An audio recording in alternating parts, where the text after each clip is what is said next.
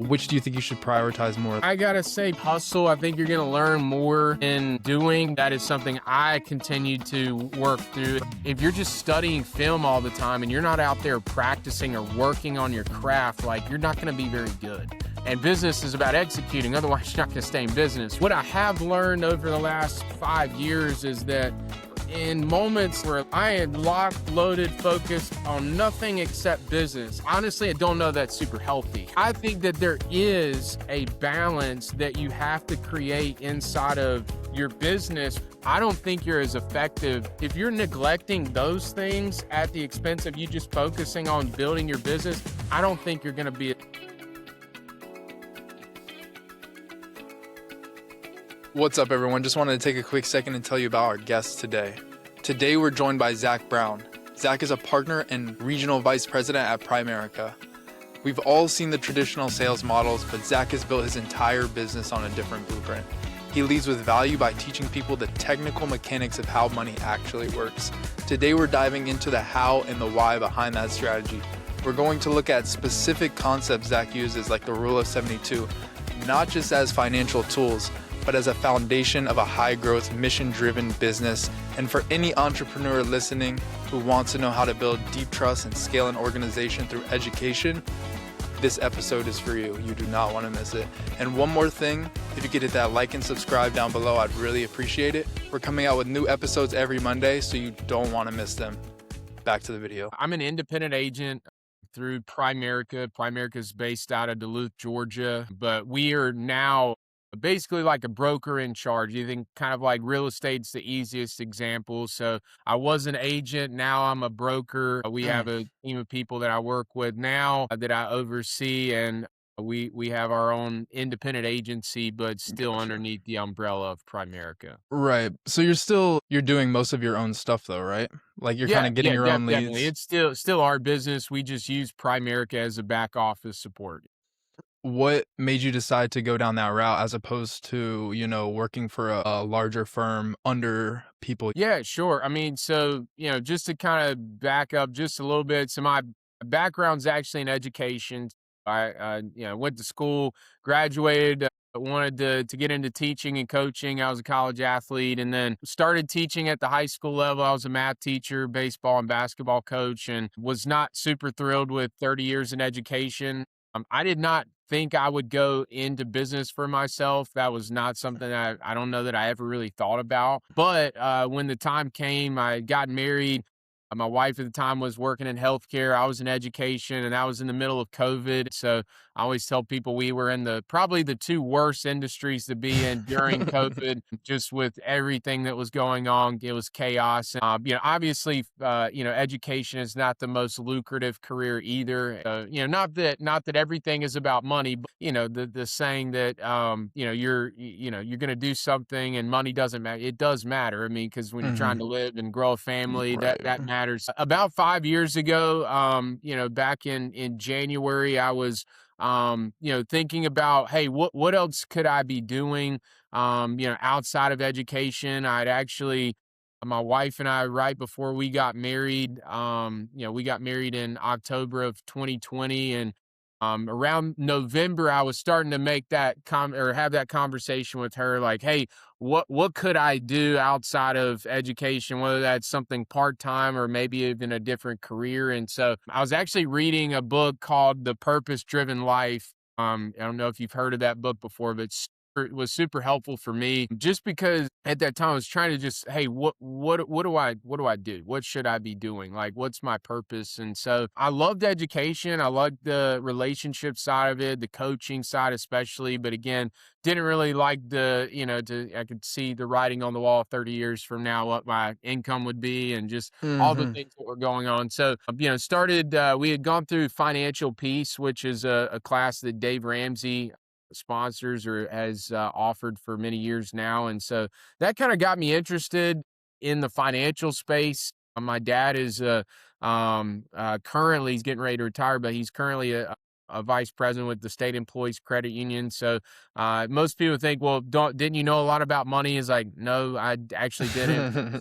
Took care of everything. And so again, kind of around that November time, I was trying to figure out what I wanted to do and, kind of praying about what what I thought my next step would be. And so I thought, hey, let's do something in finance, like financial coaching. And so I started to kind of get some things together in the financial coaching side. And I mean, again, no business background, no entrepreneurship background. I didn't really know what I was doing at that point. And so that didn't really work out. But then in January, I had an opportunity.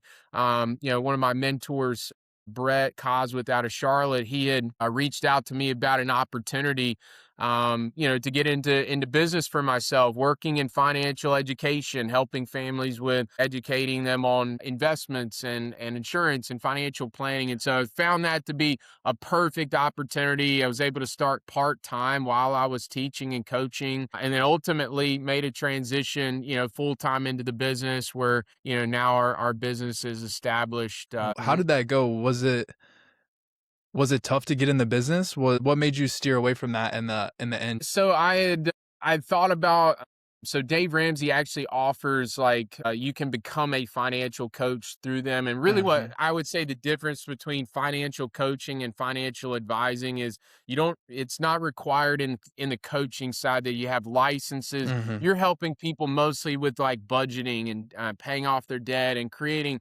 more of those little details. The advising space, although we do that still, we're licensed now. We do all of the investments, help people establish accounts, all of those things. So it takes it a little step further. It's like, hey, I can give you some advice here, but I can't really help you implement that advice, from the coaching standpoint. So, I mean, I had started looking into that and just kind of putting out some feelers. Hey, I'm doing some financial coaching on the side. If you need some help, any of that. I didn't really have like tremendous response to that, just to Yeah. be honest with you. And so again, a lot of it was just, I mean, I had no background in that, industry, the finance side. It was just brand new. I mean, I had no materials or really any resources, other than just what I can, accumulate myself. But yeah, I had just decided, hey, I'm gonna see what that would look like. And so it didn't really work out. Like I said, I kind of started that in like the November, and getting around Christmas time, becomes a So little more difficult. did you start that as, like, a side gig, or did you start that as, like, a full-time? No, it was completely on the side. I mean, that was while I was teaching, just something on the side, and I would say it probably never really got off the ground other than Mhm. just, "Hey, let's see what if there's any interest in doing this, with Right. anybody." Yeah. Interesting. So you had that idea, and then you quickly pivoted into kind of being a financial advisor, and what made you decide to do that? Well, like I said, I had been approached about an opportunity with Primerica through one of the partners in Charlotte. His name was Brett. He had reached out to me and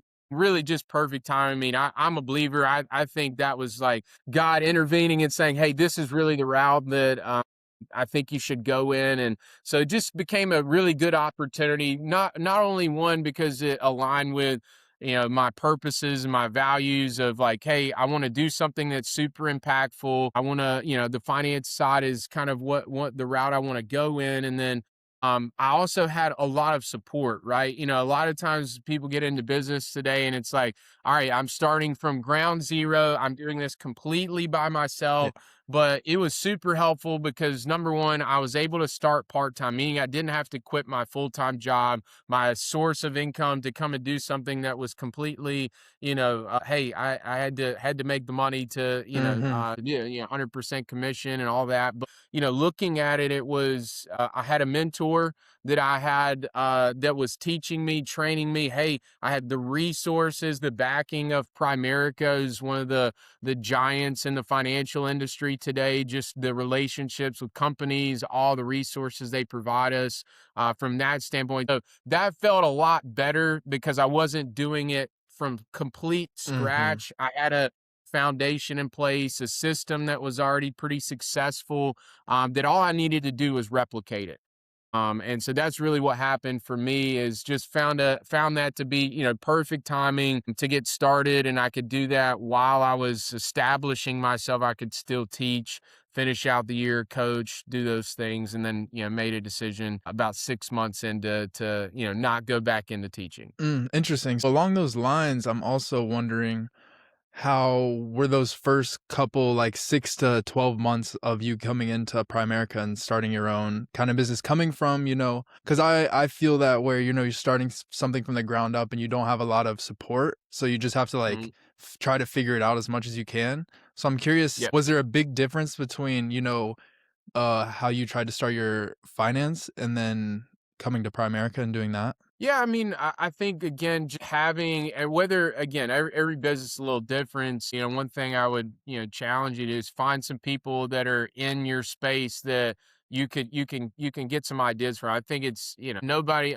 One of my mentors says that nobody gets to be successful by themselves. His saying is if you see a turtle on top of a fence post, you know it had help getting there.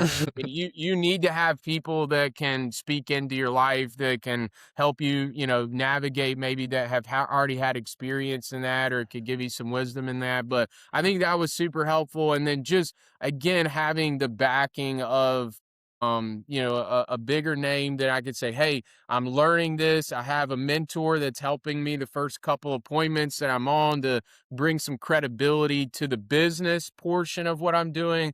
I had the credibility with the people, the relationship side, but I needed to gain the credibility from the business side as I was working through licensing and stuff. So, I mean, those first 6 months were, power packed.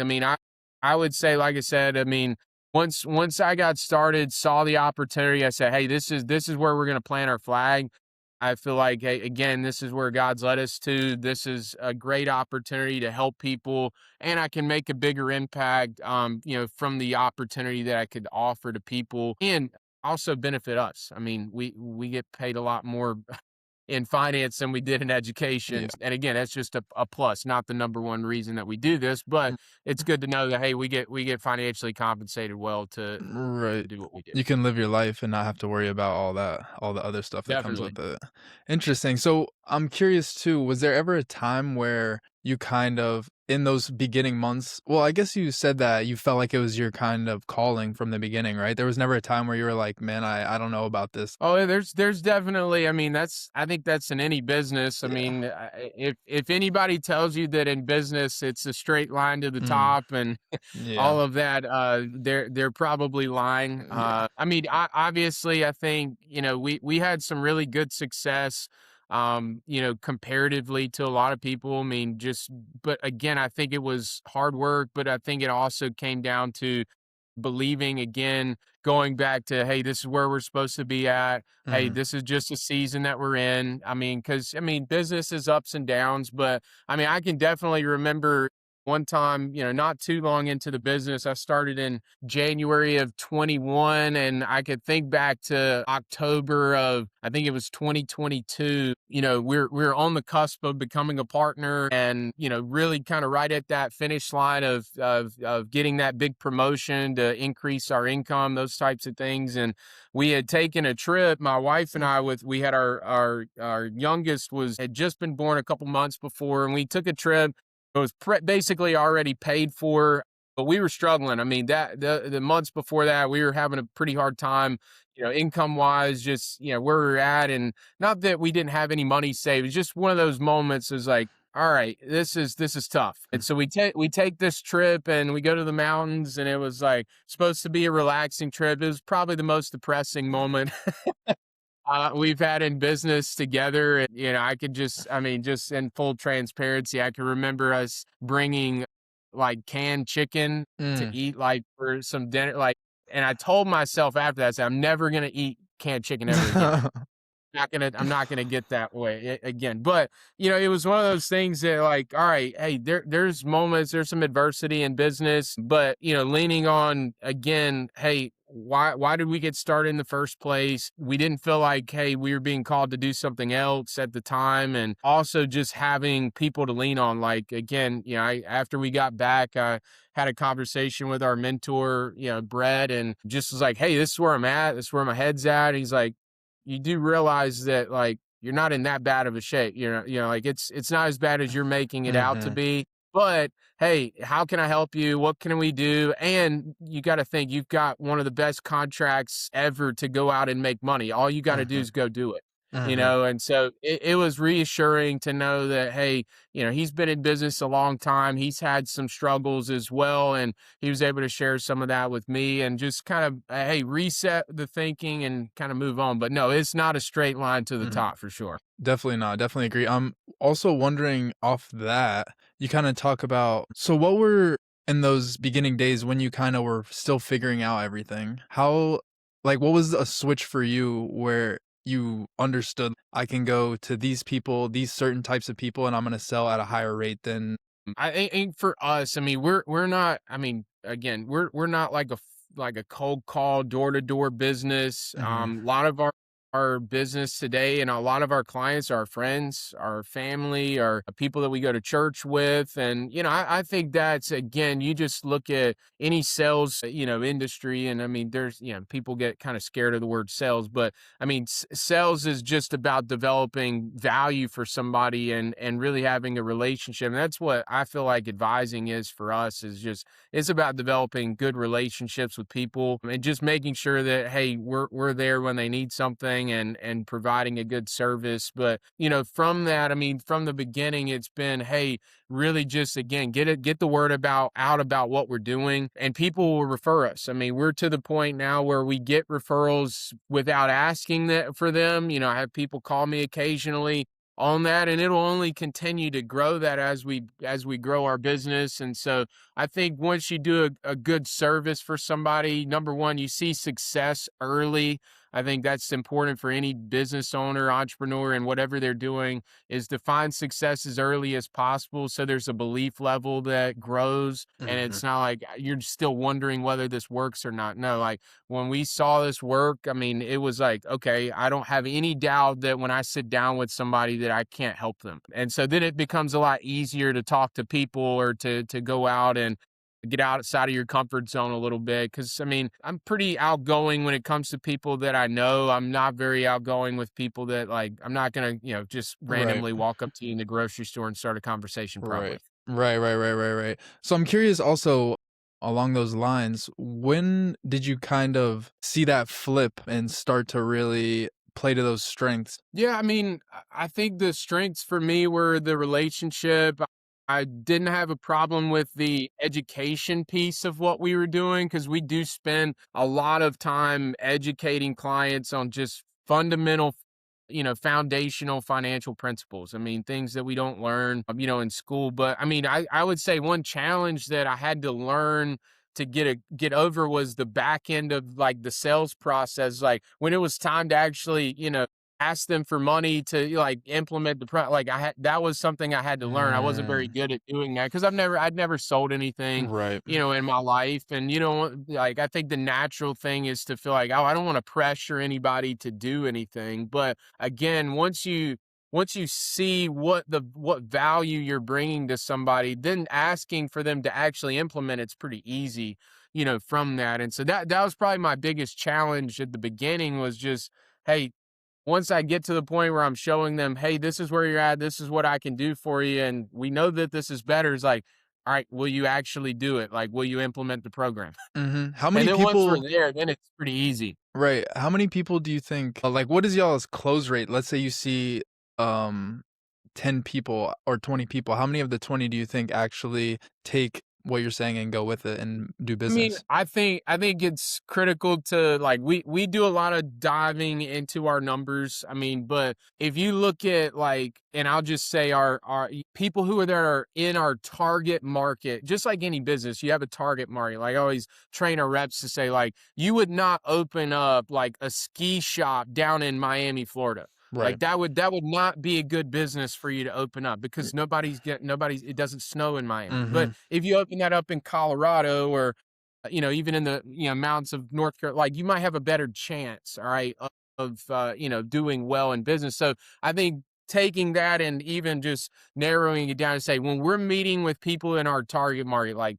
I'll give you an example, like people who are married, people who have kids who own a home that are, financially stable. I mean, they don't have to be making, hundreds of thousands of dollars, Mhm. but they need to be making, enough to pay their bills and there's Mhm. some excess there. And then just age wise, anybody that I think is, 22 and up, 23 and up that can start investing. We do a lot of work with, people that are in their upper, 40s and 50s as they're approaching retirement. Again, so when we're sitting down with those people, we're closing 6 out of 10 most of the Mm, time. I mean, it may be even higher. I mean, I would say today we probably close probably somewhere around 8 to 10. That's different for everybody, by the right. way. But I mean, that's just, hey, as long as if we're meeting in that market, I mean, we're doing business most of the time. Interesting, interesting. That's definitely a high, super high close rate. I mean, almost Much 80%. higher than your traditional sales rate. I mean, again, most of these cold call businesses, if you can close with, more than 3 to 5% of your Mm, calls, like, I mean,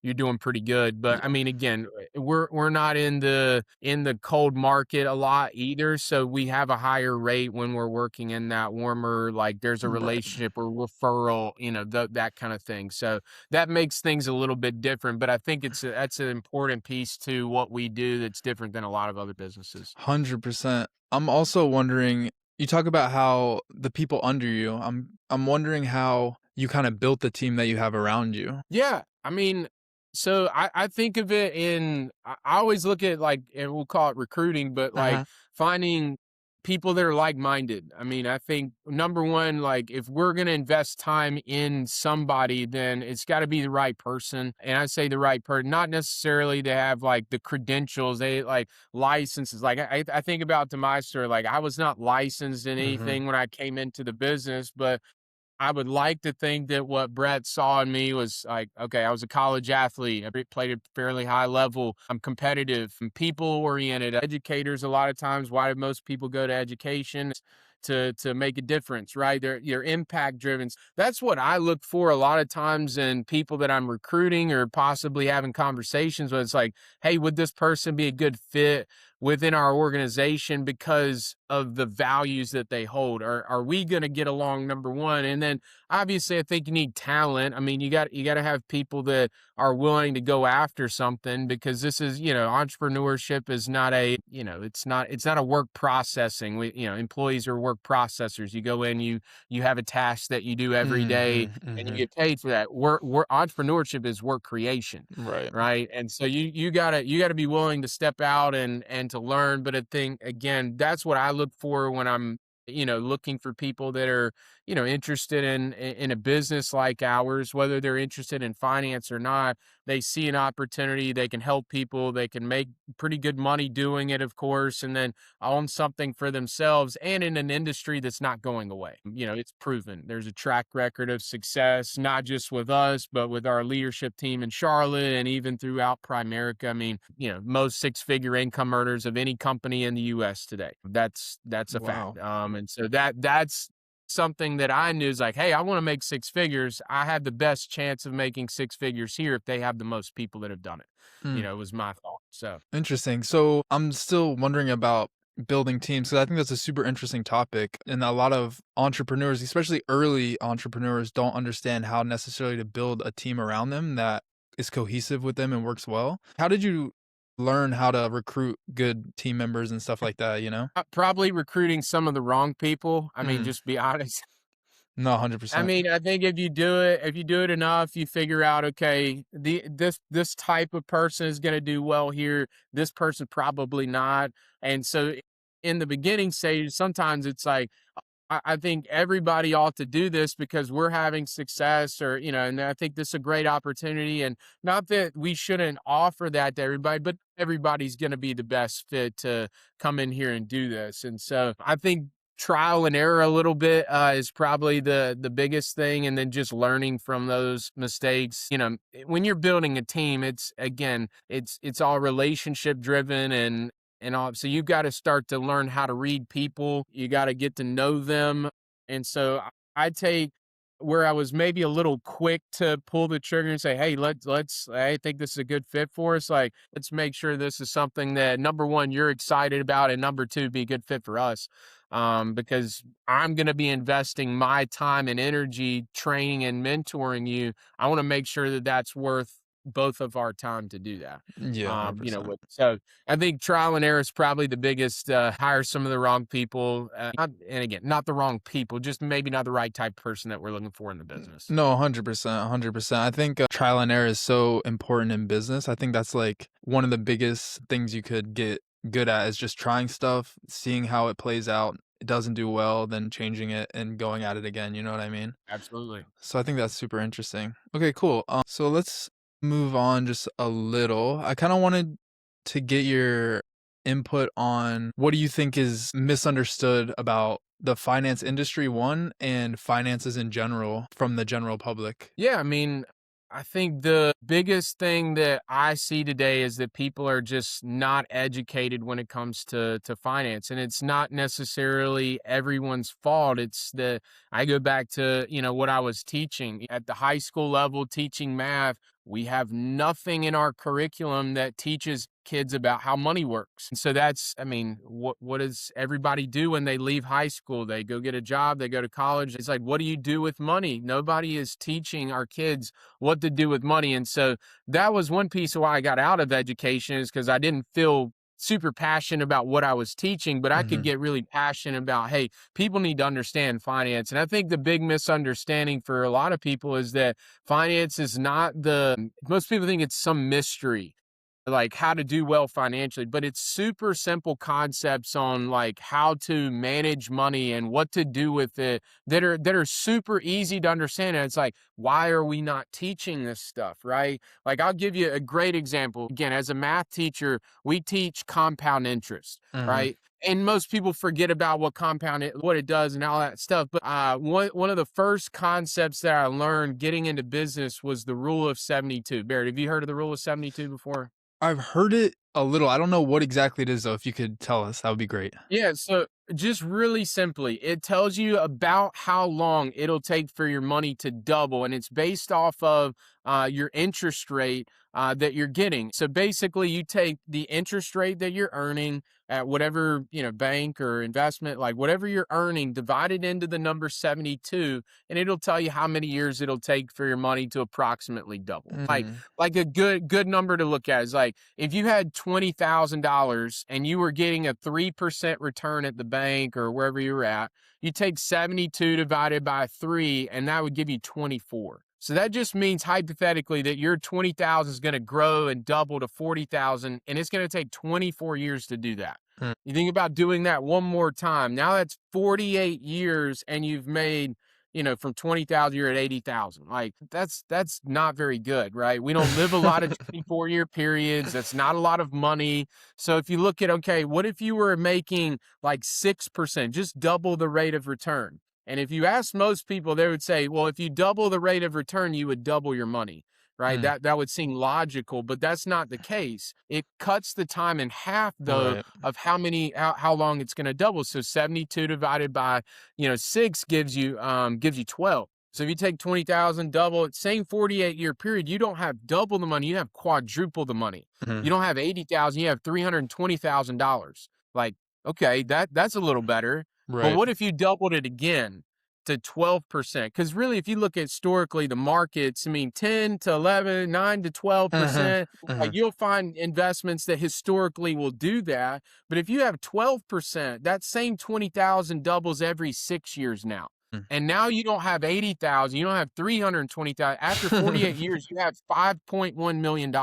I saw that and I was like, why are we not teaching this? Like, Yeah. I'm a math teacher and I don't know this. Like, I don't, and it was just such an eye opener to me to know that, like, hey, we were saving all of our money at the bank, getting Yeah, 1.5%. nothing. It's like, we're not building wealth doing that. And it's like, what's the secret? It's just, hey, how do I get access to investments that are earning, 9 to 10, 11% over, a 20, 30-year period of time? I mean, so it's just, I think that's a critical piece to just understanding that there's really simple concepts that most people don't learn. And that what we do is we help teach people how to get access to, information like that so that they can implement that and change, what they're doing financially over a period of time. And so again, I think it's education.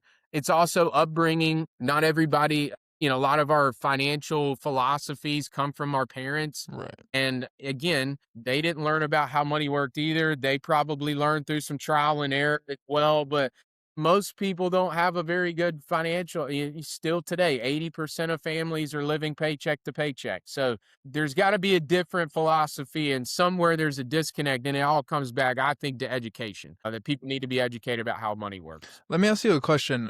I'm wondering, how do you think it's changed, let's say from the 90s or the early 2000s to today when it comes to investments and stuff like that? Well, I think you have access to a lot more information today, with the internet and just all the apps and stuff. You've got Robinhood and all Right. the things that, people can self-invest. And so, again, are they bad? Not necessarily, but again, it comes down to, do you know what you're doing? Like, people go with the hot thing and they missed the boat because they got in too late. Right. It's all those. So I don't know that it's necessarily easier. It's changed a lot, but I think access to information is a lot greater today. We've seen, just historically, the markets over the last 15, 20 years have been incredible. Mhm. Minus a couple, rough years, which happens, but it's been, massive growth, which has created, for, like, let's just say our parents, our grandparents, a phenomenal run over the last 15 to 20 years of them putting money into 401ks and IRAs, and the housing market's gone nuts, and, all of that. So they're the first generation of people that have built wealth, but we have that same opportunity, to do that in the younger generation, to get in early, start doing things that are consistent, that are going to help build wealth for you over time, because it's not going to happen overnight. Right, right, right, right. That's super interesting. So, I'm curious, off of your education background, do you think there should be a finance class in like high schools? Even in college, I mean, I Well, didn't take a finance class. yeah, yeah, neither did I. But yeah, well, at least in North Carolina, they have actually implemented a requirement for juniors and seniors to go through like a financial education like Hmm. class. Now, I don't know what's in the curriculum, so it may Mhm. not be great, but it's a starting point, because that wasn't available when I was in school. And then college, I definitely think, having access to learning how to do, like, how to understand what taxes are and how to buy a home, and understanding like credit cards and debt and all of that stuff, because we're a nation that spends more than what we earn, and that's not a recipe for success financially. So I think just understanding and getting educated on it, and then just having the right information is important too. Right, right. Interesting. So, I don't know if you can answer this question because I know you said some stuff you can't answer, but I'm just Sure. wondering if for a young person like me, I'm 23, right? Would you say it's smarter to invest on your own, like with a Robinhood or something, or would it be smarter to invest through a financial advisor? I'll give you my opinion on that. I Let's hear it. think if you're looking for value of, like, why would somebody work with like a financial advisor? I think of it just like in any other realm of your life. So you get sick, where do you go? The doctor. Okay, you want to get fit or get in shape or lose weight, who do you go to? Personal trainer. You go to a fitness coach, a personal trainer. Think about those areas. We're like the financial doctors, or we're like the Mhm. financial coach. And so I think for a lot of people, it's not even about like what investments you pick, because obviously that's important, but it's also about, over a long period of time, how do we manage your emotions through that? Mm. Because people make honestly, they make dumb decisions when Mhm. things happen. Like, I'll give you a good example. So you have this year so far, the S&P 500 is down 7%, Mhm. as of last week, I believe. Mhm. So, oh gosh, the market is down. People start to freak out because they see their account values going down. And if you're doing that on your own and you don't have a sounding board or a coach or somebody that's assisting you, you might make a really detrimental mistake and take your money out and, like, I'm going to wait for it to start going back up again. But if you look at what happened even just last week, the week before we were down 9% in the market. And then within a day, we had a day that we jumped Yeah. almost 2.5% in one day. And it's like, well, if I had taken my money out, I missed that mark. I missed the up on that. And so part of our job is, again, it's like wearing multiple hats. Like, our job is to help make sure that you're in the right investments, but it's also to coach you and make sure that we don't make dumb decisions that are going to make a massive impact on you long term by doing that. And so I mean, I think that's the reason to have somebody, is to not only just, hey, professional expertise in the area, because if your background's not in finance and you're not, it's much harder to do that. So why would you not just hire a professional to help you? And then number two, you have a relationship with that advisor. Hey, I'm feeling a little uncertain about the market. All right, let's look at where you're at and see if we need to make any adjustments. But again, it's talking people off the ledge sometimes, just say, hey, just understand that this happens. Well, you're looking at this under a microscope of the last 3 months of the last 3 months. Let's zoom out and let's look at the last Mm-hmm. 5 years. Look at the last 10 10 years. years. Your goal's still retirement, right? 30 years from now, 25 years from now, 40 years from now, it's okay that the market's fluctuating a little Mm-hmm. bit right now. It's a great time for you to be putting money into the market, Right, right? right, right.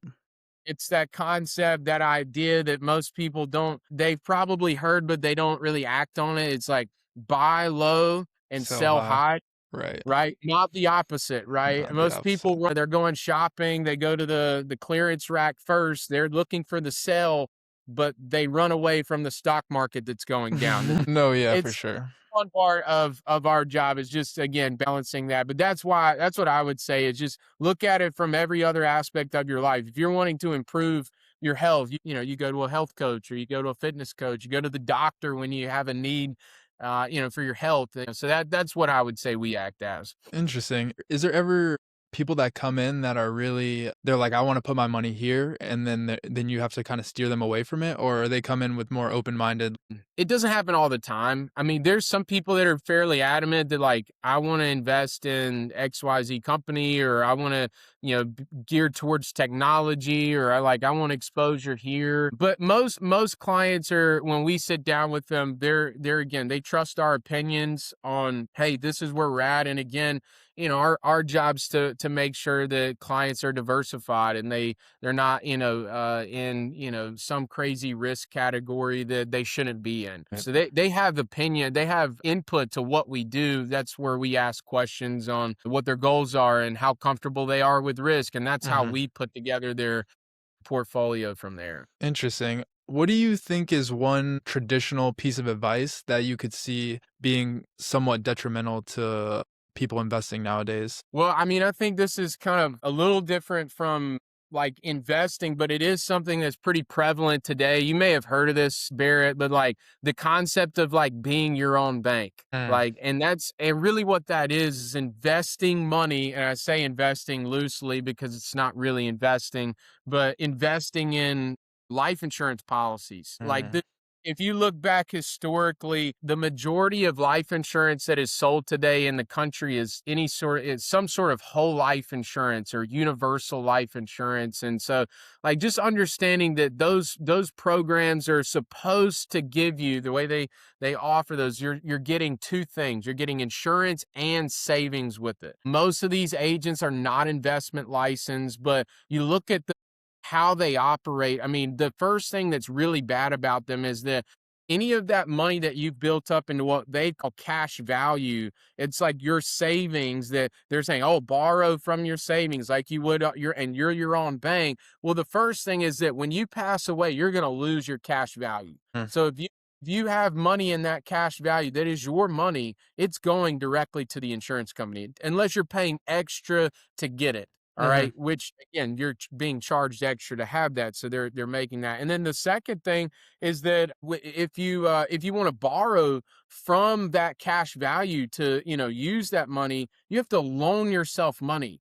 and they're going to charge you 5 to 8% interest to borrow your own money. It's like, okay, well, think about this in a banking example. If you have a savings account or a checking account, you go to the bank and you say, hey, I want to withdraw $10,000. They say, yeah, we'll give you your 10,000, but you owe us 8% interest to borrow your own money. Would you still bank there, Barrett? Absolutely not. Absolutely not. No, so that's not a very good one. And then the other piece of this is that they're calling this an investment, but most of these policies grow 1 to 3%.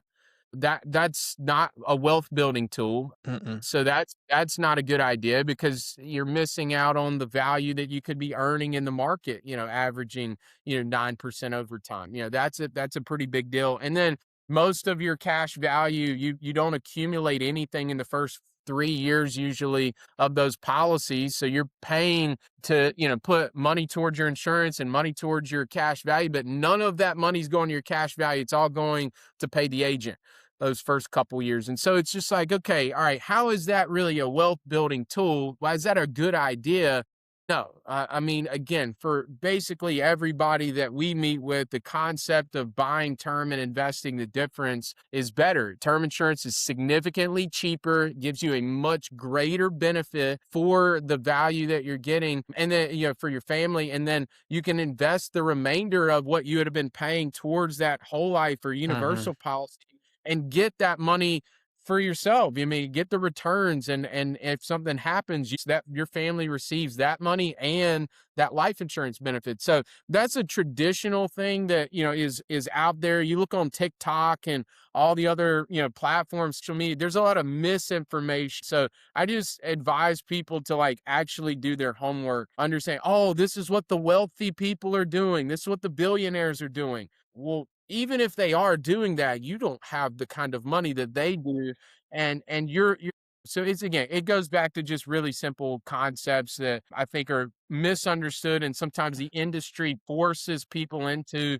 that are not super good for the client. It pays them a lot more money, but it's not very good for the client. Right. I've seen a lot of kids, even like my age, selling a ton of life insurance. And I mean, they're making crazy money selling life insurance. Sure. And are those full life policies, do you think? Or, Yes. Yeah. Whole life, universal life is 99% of companies today. Like we don't sell any sort of permanent life insurance, whole life, universal life. They call them, you can look them up. There's, 15 different names that they call these things. Mm, Again, having a strategy where you cover yourself while you need it. So like as a 23-year-old, like if you don't have a house payment or kids or you're not mhm. married, like probably don't need life insurance right now. So like whatever you'd be putting towards life insurance, go and invest it for Yeah. yourself, right? That's yours. And then you get married, you buy a house, you have debt, things that need to be covered. Like then maybe it's smart to have something there. But that's a consideration where,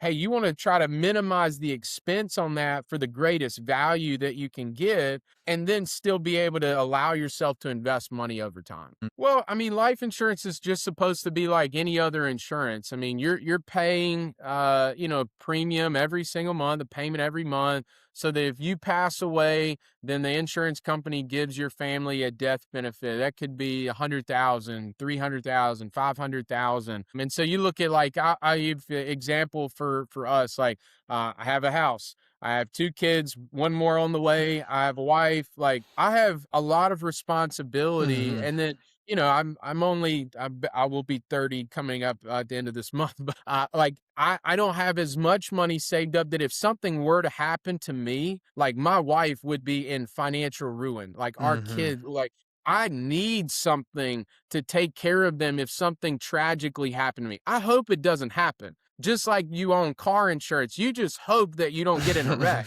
but you have it just in case. You would rather have it and not need it than need it and not have it, right? Right, I right. mean, so that's the idea. So life insurance is meant for your life, but the other thing is that you shouldn't need this forever, right? That's what the whole life aspect is. Oh, you need life insurance until you die in your late 90s or your 80s. You should have it forever. Like, but Mm, that's not necessarily true either, because if you think about like where I'm at today with a lot of responsibility, not as much money saved as I would need if something were to happen. right. But when I get to be in my 50s or when I get to retirement and My kids are grown and out of the house. I have no debt.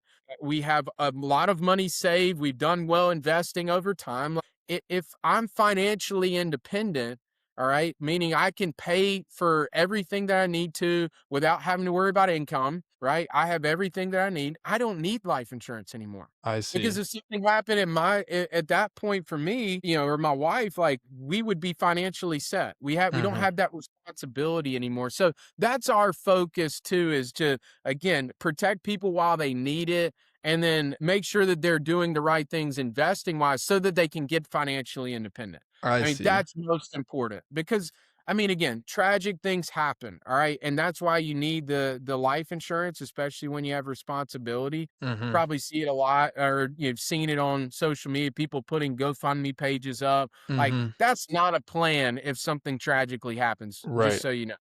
That's a bad plan, right? You could get something that protects your family in that case, and then later on, you reassess and see if you actually need this anymore. I see. And so again, that's how that works. You're paying something in case something happens. I mean, and Right. again, people, but it's important. I mean, again, maybe not for people that are in a situation like yourself that are really young, like, Mhm. probably no need to buy life insurance right now. But in the future, like, as things progress, you buy a house, kids, It's family, all those important. things. Those are, it's just the responsible thing to do, right? Right. If that way. And now with the whole life, it's are you so you're locked in with that basically the entire your whole life. Is that what that means? As it whereas the term you can kind of, reassess when you're 50, you have more money, you can kinda get out of that term insurance, right? You can get out of any of the policies, you just stop paying for them, Mm, but most of these agents are saying, "Hey, you need this forever, so you're paying this." Number 1, it's usually much more expensive to own any sort of permanent life insurance than it is term insurance. mm, So, and you get much less benefit on the life insurance side from a whole life standpoint. Again, typically, if you're looking at it dollar for dollar, you're gonna get extreme more value, usually 4 to 5 times the benefit. Your death benefit will be 4 to 5 times more for the same cost as a whole life policy. So if you had $100,000 of whole life, you could get $500,000 of term for the same price that you're paying for the whole life. Again, just an example. That's not a lot of factors into yeah. how, life insurance is calculated, but that's traditionally what that looks like.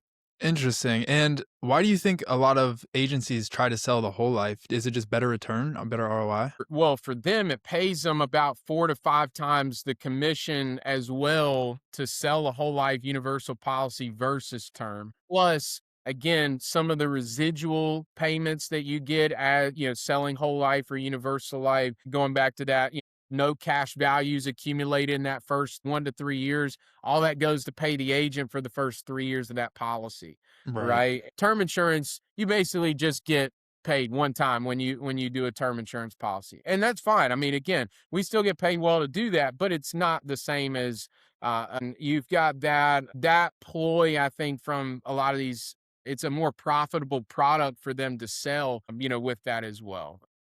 From, if I'm looking at it from their perspective, probably. No, that makes sense. All right, cool. Yeah, that's super interesting. I was just me and my girlfriend were talking about life insurance the other day and she's like, "I don't really understand how it works." I was like, I don't really either, Yeah. but it's super interesting. So, I'm curious what has been the biggest kind of what is the difference between being a great financial advisor and leading a team of people that are great around you? Is there a difference between that or you Yeah. think they go hand in hand? Yeah, that's a great question because I think of this going back to like sports example, like me as an individual, obviously I'm trying to do well for the team, but like I was a pitcher in college. My job is to control the game, right? And it's Mhm. it's really a lot more up to me. Obviously, I have other I need my defense to play well behind me. I need catch, I need the umpire to be on, all that Mhm. stuff is, but I control my stuff. And that would be like, I would say, like a financial advisor. If you're looking at it from that, like, I'm the participant, I'm the athlete in that example because I control everything from that standpoint outside of the other things I can't control, the clients, all that stuff. Like I can control my preparation, I can control the way I develop relationships, those types of things, my schedule. If I look at it from like a coach, and I think of it like a coaching aspect, I don't like the people that we have that work with us, like I don't, they're not my employees, right? Mhm. They're my teammates, right? Right. I'm their coach, all right? They're on the team, right? And I get a chance to mentor and I get to coach them. And so being able to do that is a little bit different because it's managing people, relationships that are a little different because it's a business relationship versus a more personal relationship on the client side. I'm developing that. But from the coaching standpoint, I've got to build strong relationships well too, because I'm not gonna get them to work and reach their potential just like an athlete, a coach, on a sports team would do. I'm not gonna get them to their maximum potential if I don't know what pushes them. And so I've got to know a little bit more in depth, like my teammates' personal lives, things that make them tick, so that I can push them in that direction. The client side is going to stay, again, I need to know about what their goals are and stuff, but that's going to stay more of that relationship versus that. I don't know if that answers your question or not. No, no, for sure. And I'm wondering as well, how has that changed over time? Like, have you always been good at, understanding your teammates' kind of life and stuff, or did you have to kind of grow and to No, understand I that? mean, I definitely am more comfortable. I mean, just personally, like I feel really confident in my ability and my skill to when I sit down with somebody, like, and I'm meeting with a client.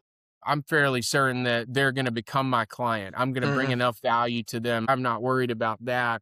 You get to the building of the coach. That's something that I've had to definitely work on because it's just a different relationship. You're not, I can't do it for them. It's like as much as I want to be able to step in and I want to do it the way that I would do it, or I've got to let them grow, I've got to let them fail a little bit so that we can learn. Just like if I think back to how I was trained. My mentor let me do things and I probably messed things up in the beginning but that was all learning.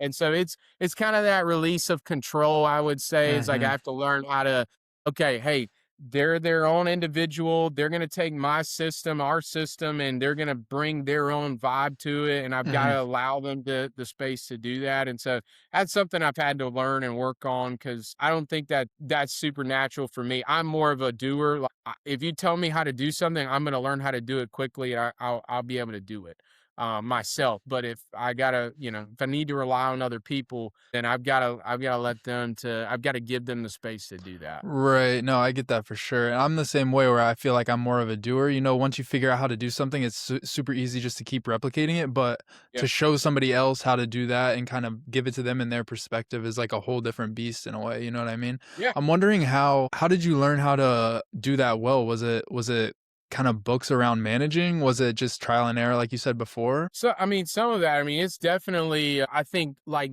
developing your leadership. So, a lot of John Maxwell books, those are super helpful. Developing the leader within you, developing the leaders around you, just understanding personality. So, I think it's more of a psychological thing. Like, you got to just get to learn, like, how do people work? Because not everybody works, the way that we operate. The Mhm. things that drive us are not the things that drive everybody else. You got to learn their personalities and work through that. But yeah, definitely some trial and error. I definitely messed up, not to say messed up people or relationships, but like I was probably the reason that some people weren't super successful in some of the beginning parts or weren't as successful as maybe they could have been because I Mhm. wasn't able to hit those buttons right. But on the flip side of that, like definitely is outside of the business, like self-development and making sure that like I'm growing and making sure that my leadership capabilities are growing. I heard a saying one time that your people that are working with you will never exceed your level of leadership. So if you stay here, they're never going to be able to exceed that. So you got to continue to be growing to be able to have your people to grow. 100%. You definitely have to stay growing into today's day and age for sure. Like rule number 1, right? Yeah. Almost. Yeah. Always be growing. Interesting. Yeah, I'm curious along the lines you talked about how a lot of people look at the micro scale of kind of the market and stuff and kind of make decisions based off that. With your team, was it hard to get them to understand, we're looking at this from this macro view instead of this micro view, or was everyone kind of on the same page coming in? Yeah, I mean, I think you gotta look at, I mean, you can just take this into, like, you can have a bad appointment, like, that happens, and some Mhm. people that throws them off a little bit, and you gotta get them back on track, but you gotta look at the greater scale of things, again, go back to I think it all comes back to why are you doing this? Like, why did you get started? Why did I get started doing this? And so when you hit some adversity, like putting your why up front and having that's really clear, a clear vision, a clear mission of what you're doing, that makes it a lot easier to look at the broader scale than to focus on the little things that may not Mhm. be going right in the moment. And so, I mean, that's something that's an evolution still. I still have to remind myself of that. Like, and then I think that evolves a little bit too over time. I mean, there may be things that like you wanted to do in the very beginning that like are now different. I did not have kids when I got started in the business, but now I'm going to have three by the end of the year. That changes a little bit of the vision for our family is how our business grows, right? So, those things are all, I think it's good to update those and have goals, but to really refocus everybody on why did you get started? What's the goal? What's the purpose of why you're doing this? And just, hey, your why's got to be bigger than the challenges.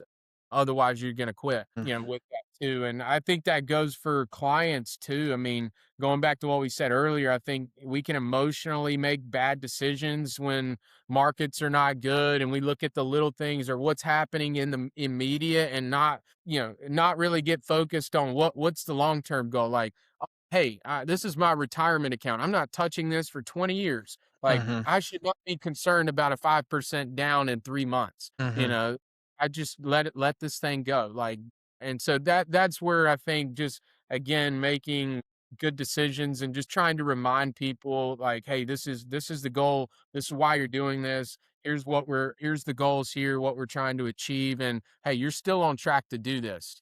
You've hit a road bump. Hey, let's get back on track. How can I help you? Mhm. Okay, cool. Yeah, I like that.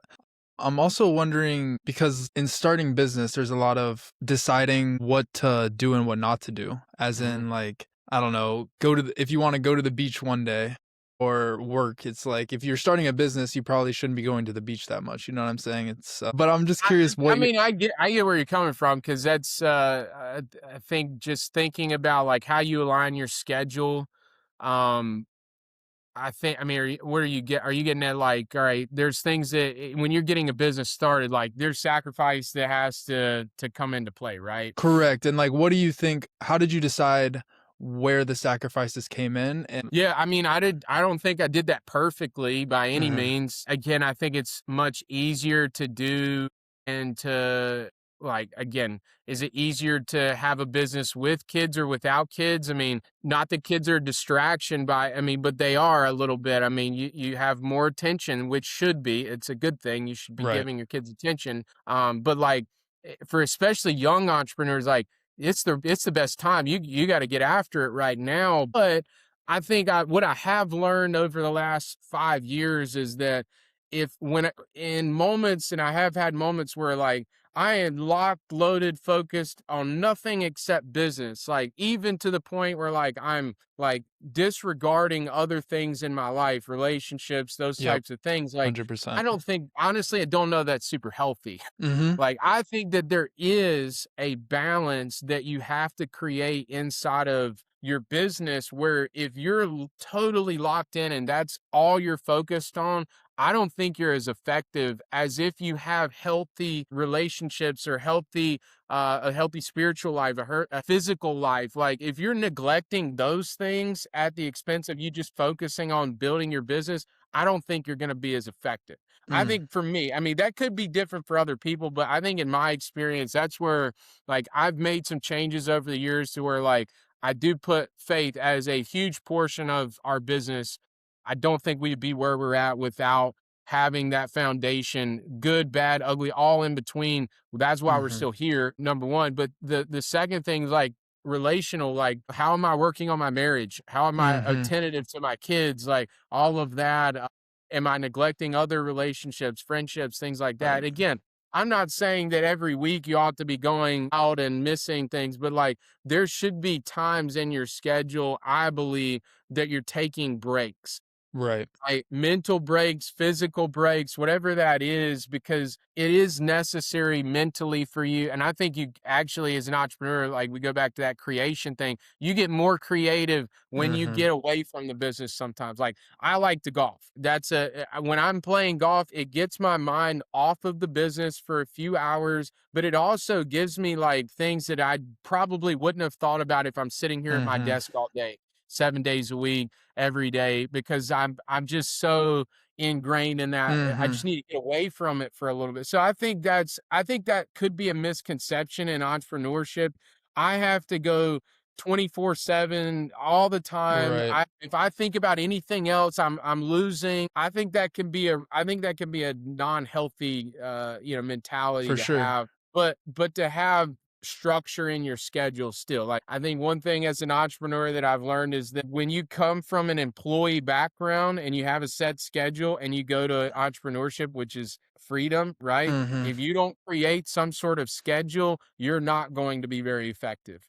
He's Right. like, oh, I can do this whenever I want to do it. No, like I still have today, like you going back to like there was structure to what I was doing while I was part time. Like I had a schedule that I was working. Well, I still have a schedule today of when I talk to people, when I'm scheduling meetings, my openings, and all of that. So I think that's critical. But to have balance in other areas of your life, I think makes a healthy for you as an entrepreneur and for the people around you too. Interesting. Yeah, because I think that's a super interesting topic to talk about. A lot of the bigger names in entrepreneurship, like Elon Musk and all those people, they talk about how they're turned on, 24/7. But I mean, you talk about relationships and stuff. Their relationships are suffering, and they've been through, a bunch of different stuff.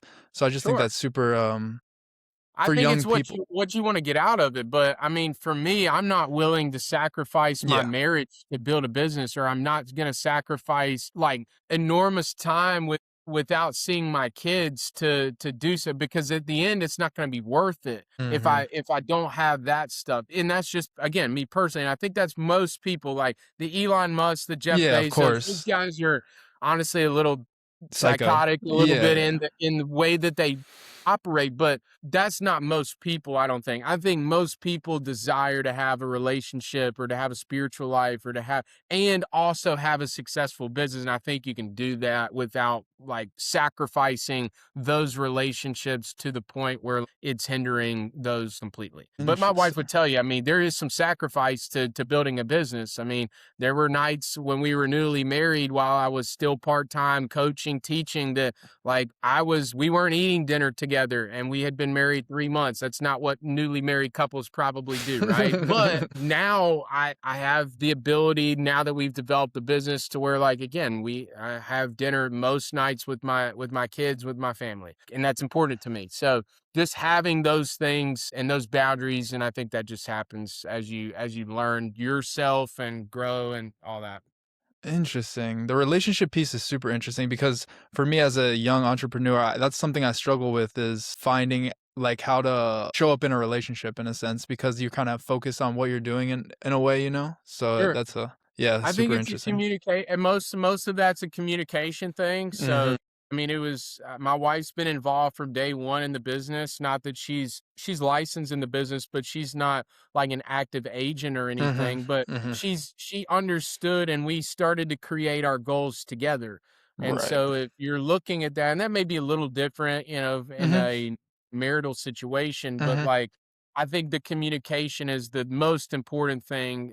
Just, hey, there's going to be seasons that are probably busier and heavier than there will be later, but we can't extend those busy seasons too long to where, like, hey, this is going to be detrimental and that's not working for our relationship again. So I Interesting. think that's a communication thing, making sure that you're both on board with things and navigating that independently. Interesting. Would you say you've always been a good communicator? I would say probably a good communicator. I've obviously, I think, become a better communicator Yeah. over the years, but I mean, I think I've always tried to be a good communicator. I think that's one thing that I think I would say our younger generation needs to do better at is Mhm. just learning how to effectively communicate. Like Mhm. it's, the idea of the ghosting, the silent quitting, the we get, I would say the younger generation gets kind of ployed with that. I'm not saying that's everybody, but I Right. think it just comes down to number one, we don't teach how to communicate in school. And it's easier to communicate via text message, messenger, all of that than it is to have a live conversation, a phone call. It's kind of where our generation has gone. But and again, I'm not saying it's bad but I do think in a business relationship, like you need to learn how to be a good communicator, and then that'll 100%. trickle over into, other relationships or your other relationships, how you Right. communicate there can help you, in the business. Interesting. No, that's a super interesting conversation because a lot of people, are in relationships and balancing between the 2, especially as a business owner, entrepreneur, it's Yeah. definitely difficult. Nobody really Yeah. talks about it. Alright, cool. We could hop into some rapid fire questions Okay. because I just wanted to get your quick input on these. Yeah, sure. So, what is one book you believe every entrepreneur should read in the first 5 years of business? I'd say How to Win Friends and Influence Mm, People, Dale Carnegie. I've heard that one is really good. I haven't read it, but I need to read that because I've heard multiple people say it's so Great good. book. Great Okay, book. Yeah. cool. What is the one piece of advice you'd give your younger self to get where you want to be twice as fast? Ooh, that's a tough one. Yeah. I'd probably say just keep leaning into the faith. Mm.